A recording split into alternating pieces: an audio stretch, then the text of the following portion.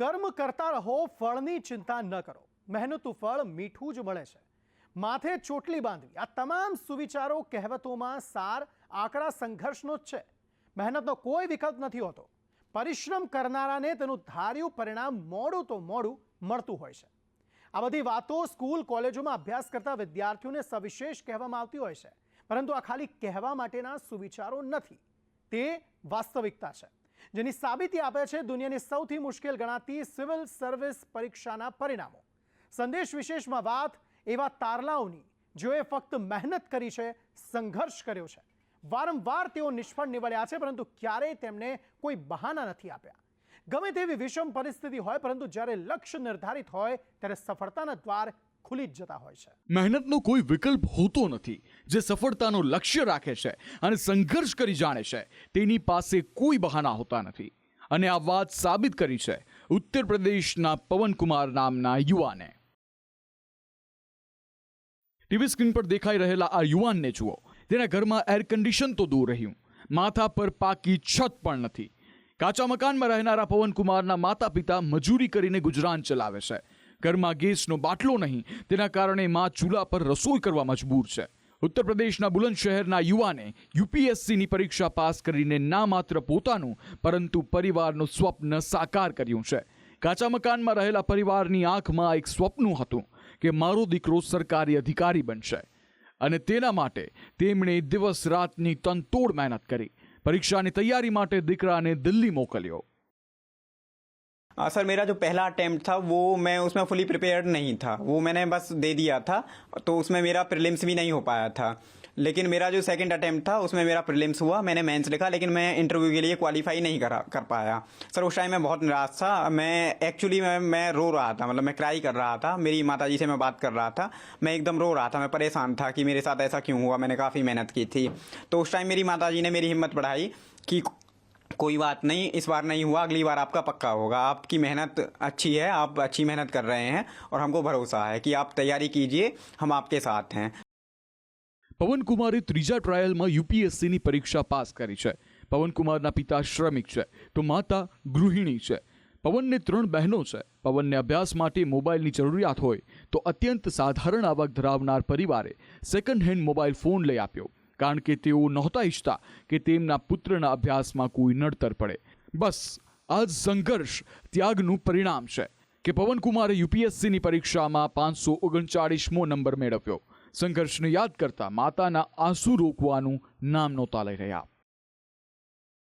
हाँ, छप्पड़ पर हो, बारिश हो तो हम बड़े परेशान हैं. गैस नहीं है, भरी हुई नहीं है, पैसा की परेशानी. वैसे ऐसे ही पढ़ते थे, हम भी ऐसी मेहनत मजदूरी करे हैं. और क्या किसान है, आदमी है, हम क्या कर सकें. बस इतनी हमने मेहनत मजदूरी करके हम यहाँ तक लाए. સિવિલ સર્વિસની પરીક્ષામાં ઉત્તર પ્રદેશના યુવાનની સફળતાની કહાની સાંભળી. હવે ગુજરાતની પણ વાત કરવી છે.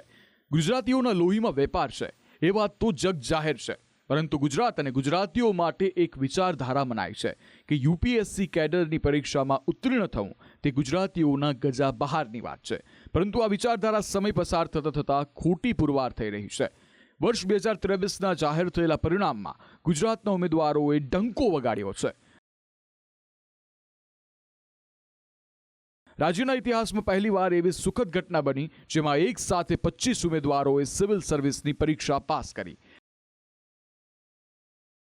5 યુવતીઓ સહિત 25 ઉમેદવારોએ યુપીએસસીની પરીક્ષા પાસ કરીને કમાલ કરી દીધો છે. છપ્પર ફાડ કે પરફોર્મન્સ ગુજરાતીઓએ આપ્યું છે, જેનાથી દરેક ગુજરાતીની છાતી ફૂલી ગઈ છે. જ્યારે ટોપ 100માં 3 ગુજરાતીઓનો સમાવેશ થાય એ સોનામાં સુગંધ ભળવા સમાન છે. કંચન ગોહિલ, ઘાંચી ગઝાલા, મીના માનસી, અંજલિ ઠાકુર, સમીક્ષા ઝા, આ 5 ગુજરાતની યુવતીઓનો દબદબો સિવિલ સર્વિસની પરીક્ષામાં જોવા મળ્યો છે. રેન્ક છે યુપીએસસીમાં, અને છેલ્લા 4 વર્ષથી 4-4.5 વર્ષથી હું પ્રિપરેશન કરું છું. આ મારો સેકન્ડ એટેમ્પ્ટ છે. 12th પછી મેં નક્કી કરેલું યુપીએસસી, અને મોટાભાગે તો ઇન્ટરનેટ ઉપર જે માહિતી અવેલેબલ હોય ત્યાંથી જ મને પણ આ એક્ઝામ વિશે વધારે પડતી ખબર પડેલી. અને જે પ્રિપરેશન તો જનરલી જે લોકો બધા વાંચતા હોય એ જ સોર્સ મારા પણ હતા. લિમિટેડ સોર્સ હતા, પણ કન્સિસ્ટન્સી સાથે મહેનત કરેલી હતી. અને સતત પ્રોસેસનું ઇવેલ્યુએટ કરતું રહેવાનું કે આપણું ક્યાં પરફોર્મન્સ મારું છે, ટેસ્ટ આપતા રહો, એનાથી તમને ખબર પડે. અને મહેનત થોડી ઘણી વધારે પડે છે છે, પણ સારું છે, તમે એક ડિસિપ્લિન લાઈફસ્ટાઈલ જીવતા થઈ જાઓ છો અને સારા વ્યક્તિ બનીને બહાર નીકળો છો. કંચન ગોહિલે તો સિવિલ સર્વિસીસની પરીક્ષામાં આકરી મહેનત કરી, પરંતુ આ સંઘર્ષમાં પરિવારનું પણ યોગદાન રહ્યું. દીકરીને સફળતા મળે તે માટે ગામ છોડીને માતા પિતા શહેરમાં વસવાટ કરવા આવી ગયા. ખેડૂત પરિવારની દીકરીએ ના માત્ર પરિવારનું પરંતુ ગુજરાતીઓનું પણ ગૌરવ વધાર્યું છે. ખેડૂત પરિવારમાંથી આવે છે અને મારા મમ્મી પણ હાઉસવાઈફ જ છે. બંનેનું સામાન્ય બેકગ્રાઉન્ડ જ હતું. બાકી શિફ્ટ થવાની વાત હોય તો 12th પછી જ મારો પરિવાર અહીંયા શિફ્ટ થયેલો. મારા પપ્પા એકલા ત્યાં પોતાનું કામને કારણે ત્યાં છે અને મારો આખો પરિવાર બા સાથે અહીંયા જ છીએ. અને એમનો તો સપોર્ટ મારા આખી જર્નીમાં સૌથી વધારે છે, કારણ કે સતત એમનો સપોર્ટ છે એટલે જ આ મેન્ટલી એક પ્રકારનું સ્ટ્રગલ આપણે કરી શકીએ અને ફિઝિકલ મહેનત પણ કરી શકીએ. ફાઇનાન્શિયલી ઇન્ડિપેન્ડન્ટ આપણે અત્યારે હજુ સુધી નથી અને ફેમિલીનો સપોર્ટ છે એટલે જ અહીંયા સુધી ટકી શક્યા છીએ. બાકી એમના સેક્રિફાઈસ વધારે પડતા છે. સતત મારી સાથે જ રહ્યા છે મારા પપ્પા, સ્પેશિયલી મારા પપ્પા, અને સતત આપણને મોટિવેટ કરતા રહે કે નહીં કંઈ વાંધો નહીં, આજે ટેસ્ટમાં માર્ક ઓછા આવ્યા પણ હવે તું મહેનત કર, હવે વધારે કર. તો એ ટાઈપનો સપોર્ટ એમનો. સિવિલ સર્વિસની પરીક્ષાની વાત કરીએ અને તેમાં પણ ગુજરાતની આવે તો હસમુખ પટેલનું નામ નજર સમક્ષ આવી જાય. વર્ષ 1993ની બેચના IPS officer Hasmukh Patel Gujarat police ભરતી બોર્ડના અધ્યક્ષ છે.